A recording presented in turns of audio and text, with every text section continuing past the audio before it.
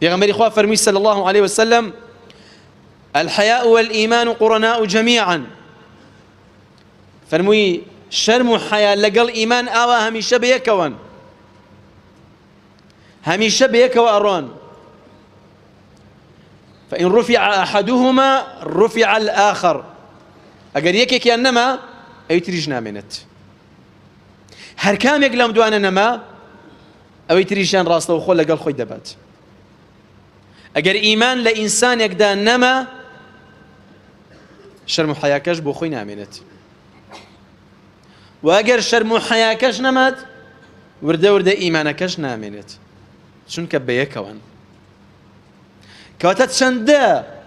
پارێزگاری لە ئیمانەکەمان دەکەین پێویستە هاوشێوەی ئەوەش پارێزگاری لە پاراستنی شەرم و حەیاکەمان بکەین